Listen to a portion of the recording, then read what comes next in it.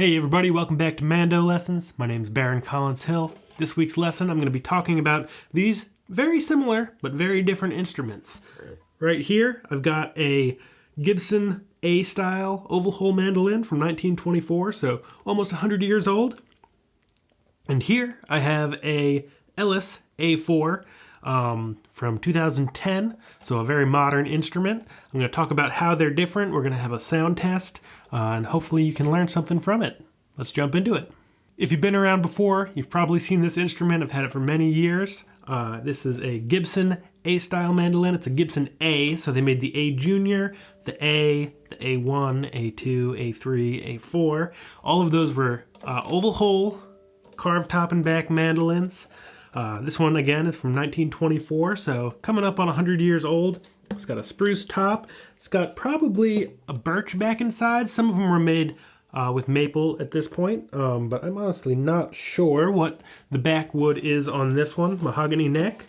And the big thing with these old mandolins is if you take a look at the fingerboard here, I'll get it in the close-up, there's actually no space underneath the fingerboard when it goes over the body. It's attached, and you'll see how that's different when I pick up the Ellis in a second here.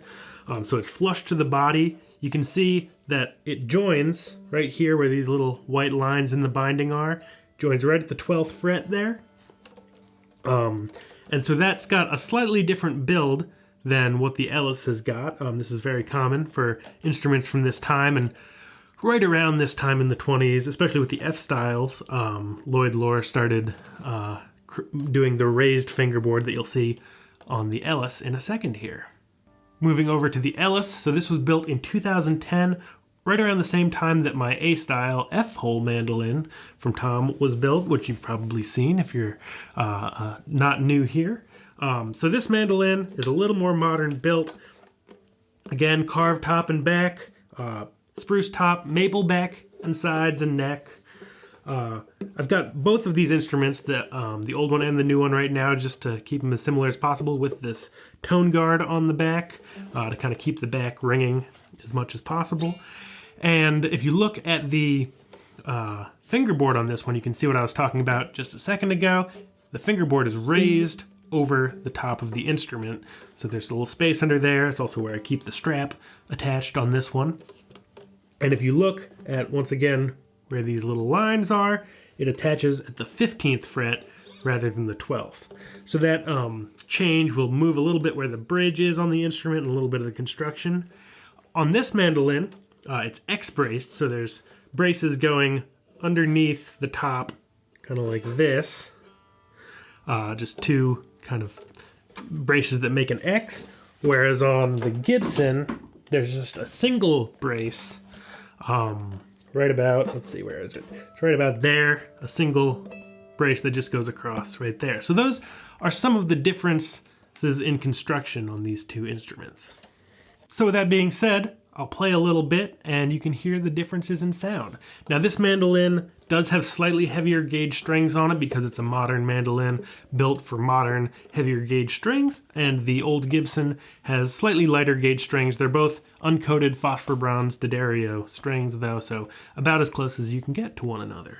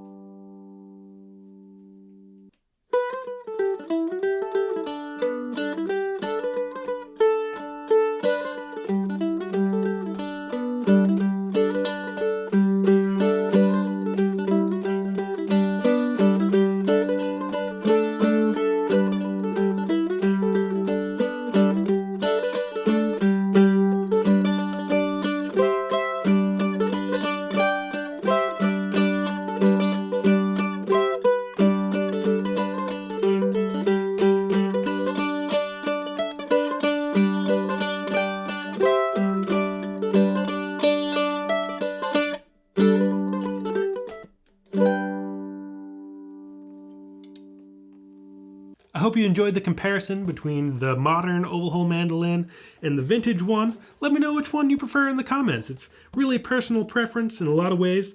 They're very similar, and in some ways they're different. Yeah, it's really personal preference. Whatever you like is the best. I like them both.